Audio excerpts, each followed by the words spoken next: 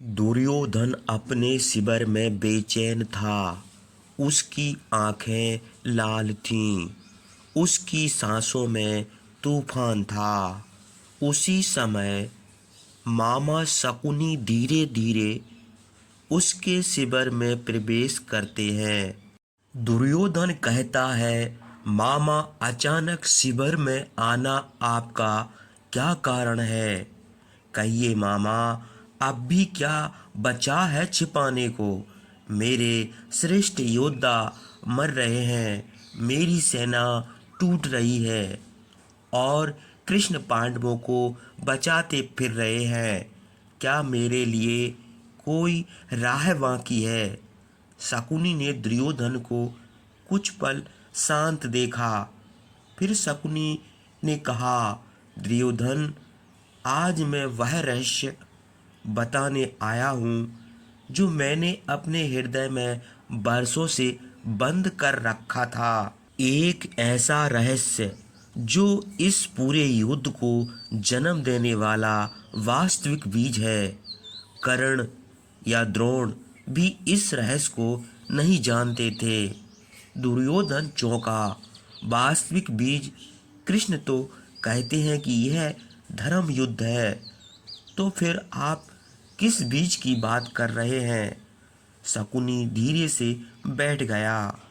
उसकी आंखों में एक अजीब गहराई उतर आई। फिर शकुनी बोले, मेरा पिता, मेरे भाई, मेरी बहन, सभी को हस्तिनापुर ने कैद किया था। भोजन इतना मिलता था कि बस एक ही जीवित रह गया। हर दिन एक एक करके मेरे परिवार ने मुझे बचाने के लिए अपना भोजन मुझे दे दिया। जब मैं आखिरी बचा, मेरे पिता ने कहा, शकुनी, हमारा परिवार मरेगा, पर हमारी अस्थियों का यह पासा जीवित रहेगा। यह पासा, दुर्योधन, मेरे परिवार की हड्डियों से बना है और इसमें अभी तक अनेक अधूरे श्राप की ज्वाला धधक रही है। यही कारण है कि मेरे पासे हमेशा वही परिणाम देते हैं जो मैं चाहता हूँ। यह सुनकर दुर्योधन स्तब्ध रह गया। आगे शकुनी ने फिर कहा, दुर्योधन, लोग सोचते हैं कि यह युद्ध जुआ, द्रौपदी या राज के कारण हुआ, पर सत्य इससे कहीं अधिक गहरा है। यह युद्ध इसलिए हो रहा है क्योंकि कुरुवंश पर एक अदृश्य हरण था। एक आर्थिक सांप जो कहता था कि कुरुवंश का अंत उसी व्यक्ति के हाथों होगा जिसके साथ हस्तिनापुर कभी अन्याय करेगा, और वह अन्याय मेरे परिवार के साथ हुआ था। दुर्योधन, इसलिए यह युद्ध मेरी प्रतिशोध की राख से पैदा हुआ है। दुर्योधन का चेहरा सफेद पड़ गया।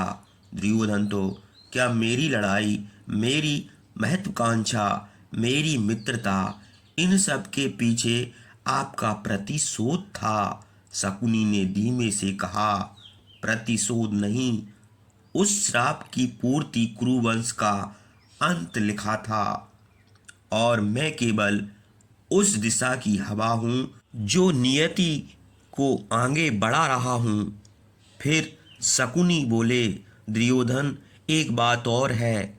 सबसे खतरनाक रहस्य कृष्ण को पांडव प्रिय हो, यह बात अलग है, पर कृष्ण इस युद्ध के वास्तविक कारण नहीं। वे केवल एक शक्ति को रोकने आए हैं जिसके बारे में पांडव भी नहीं जानते। यह युद्ध दो सेनाओं का नहीं, बल्कि दो आदर्श शक्तियों का युद्ध है। एक मेरा श्राप और दूसरी कृष्ण की इच्छा। दुर्योधन का गला सूख गया। कृष्ण की इच्छा? कौन सी इच्छा? शकुनी आगे झुककर फुसफुसाया, कृष्ण इस युद्ध के परिणाम से भी अधिक किसी व्यक्ति को रोकने आए हैं। एक ऐसा व्यक्ति जो यदि इस युद्ध के बाद जीवित रहा तो पूरी पृथ्वी का संतुलन बिगड़ जाएगा।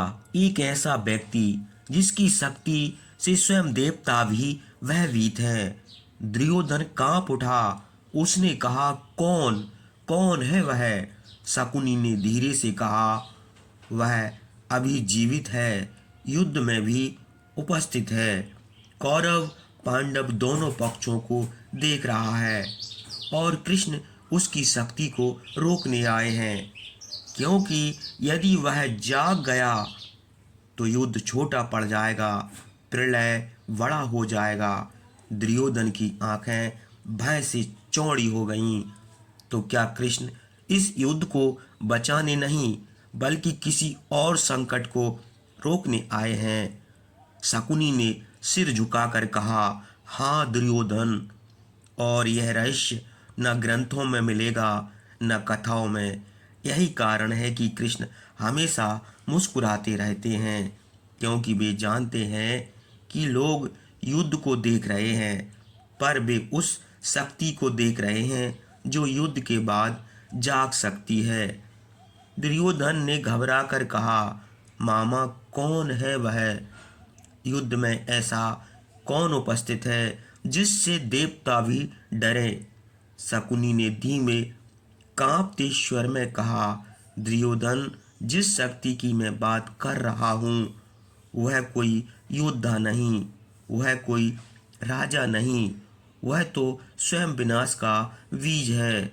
इस युद्ध में हजारों योद्धा हैं, पर उनमें एक जिसके भीतर एक सोया हुआ अग्निकुंड है, जिसका क्रोध कभी जाग गया तो यह युद्ध नहीं, युग का अंत लिख देगा। दुर्योधन डरते हुए पूछा, पर वह कौन, कौरव पक्ष का या पांडव पक्ष का? शकुनी ने कहा, दुर्योधन, कृष्ण को पांडवों से प्रेम है, पर वे इस युद्ध में सिर्फ प्रेम के लिए नहीं आए। वे आए हैं किसी एक व्यक्ति की रक्षा करने और किसी एक व्यक्ति को रोकने। दोनों एक ही हैं, दोनों एक ही शरीर में बसते हैं, पर दो विपरीत शक्तियाँ। दुर्योधन ने कहा, एक ही व्यक्ति दो शक्तियाँ, कौन? शकुनी धीरे धीरे बोला, वह है अश्वत्थामा। दुर्योधन चौंक कर उठ खड़ा हुआ। अश्वत्थामा द्रोणाचार्य का पुत्र, पर वह तो मेरा मित्र है, हमारा योद्धा है। शकुनी ने सिर हिलाया। अश्वत्थामा केवल मनुष्य नहीं, वह चिरंजीवी है। उसके जन्म में ही एक अग्नि थी जो देवताओं को भी भयभीत करती थी। उसकी आंखों में एक ऐसी शक्ति है जो मनुष्य को नहीं मिली। युग स्मृति की दृष्टि से वह जानता है कि यह युद्ध मात्र एक आरंभ है, कुछ और आने वाला है। कृष्ण उसे रोकना चाहते हैं, क्योंकि यदि अश्वत्थामा का क्रोध सचमुच जाग गया तो वह केवल योद्धाओं को नहीं मारेगा, वह वंश समाप्त करेगा। उसका क्रोध प्रलय से भी भयानक होगा। दुर्योधन भय से बोल पड़ा, पर मामा, अश्वत्थामा तो कौरवों के पक्ष में है, तो कृष्ण उसे क्यों रोकेंगे? शकुनी ने गहरी सांस ली। कृष्ण जानते हैं कि पांडवों की हार से दुख होगा, पर अश्वत्थामा के जागरण विश्व का संतुलन टूट जाएगा। अश्वत्थामा का क्रोध किसी एक पक्ष का शत्रु नहीं, वह संपूर्ण युग का शत्रु बन सकता है। कृष्ण उसे रोकना चाहते हैं, क्योंकि उन्होंने स्वयं देखा है कि भविष्य में अश्वत्थामा कौन सा कर्म करने वाला है। दुर्योधन ने पूछा, कौन सा कर्म? शकुनी धीरे से मुस्कुराया, वह जो रात के अंधकार में होगा, युद्ध के बाद जब लोग सोचेंगे कि युद्ध समाप्त हो गया है, उसी समय अश्वत्थामा वह कर्म करेगा जो महाभारत को युगों युगों तक रक्त रंजित कथा बना देगा। दुर्योधन भय से पीछे हट गया। तो कृष्ण युद्ध जीतने नहीं आए, बल्कि अश्वत्थामा के क्रोध को रोकने आए हैं। शकुनी कहता है, हे भांजे, मैं वही हूँ जिसका अतीत दर्द और प्रतिशोध की आग से तप कर बना है। मेरे पिता गांधारी के भाई, एक समय ऐसा आया जब हमारे राज पर हस्तिनापुर का अत्याचार हुआ। हमारे परिवार को कैद कर लिया गया, हमसे हमारी आज़ादी छीनी गई, हमारे घरों को जलाया गया, हमारे लोगों को भोजन और पानी तक नसीब नहीं हुआ। और उस कैद खाने में हमारे सामने रोज एक खेल चलता था।